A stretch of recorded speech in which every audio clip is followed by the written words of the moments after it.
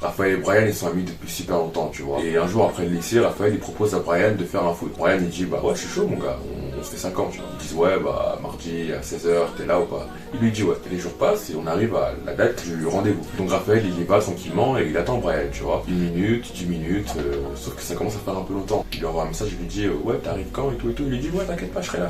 Le temps il passe, ça fait 20, 30 minutes et tu vois, Raphaël, il commence à pas s'énerver. Il dit, mais mon gars, tu peux me dire au pire si tu viens pas, moi j'en ai marre d'attendre tout seul et tout.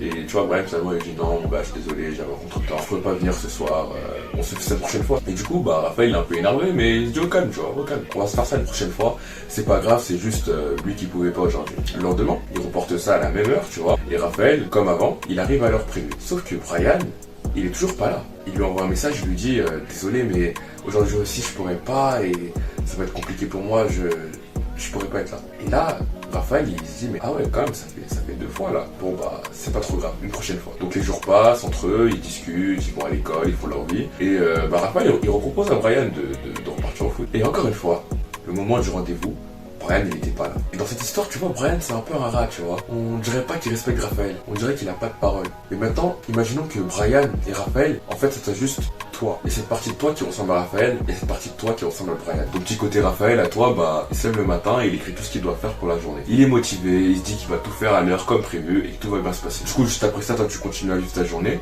Sauf qu'après, à l'heure venue, à l'heure où tu devais faire cette tâche importante, de côté Brian, il arrive. Et là, tu commences à trouver des excuses. Ah, mais ça va être compliqué aujourd'hui. Ah, mais j'ai la flemme. Ah, mais si. Ah, mais ça. Ton côté Brian vient de prendre le contrôle de toi. Tu t'es comporté comme Brian s'est comporté avec Raphaël. Mais cette fois-ci, c'était pas envers une autre personne, mais envers toi-même. C'est une chose de pas avoir de parole avec les autres.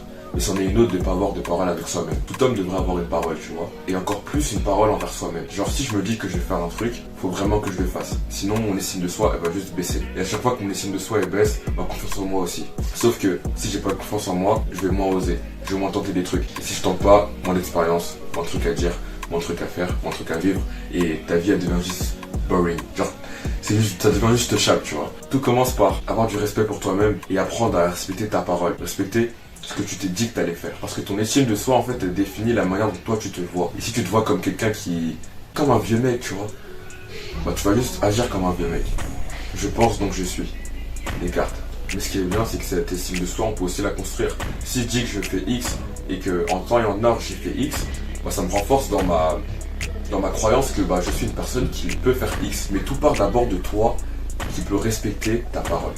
Comment tu peux demander aux autres de te respecter si toi-même tu te respectes pas? Personne va t'aider, tu vois. Si toi-même, tu peux pas te faire confiance, mais qui va te faire confiance? T'as capté, ça marche pas comme ça, tu vois. Fais-toi confiance et ensuite les autres ils vont t'accorder leur confiance. That's it, my nigga. That's it. Bref, que tu as fait mon gars, ta sensation au fond, que tu m'entends pas. Bisous.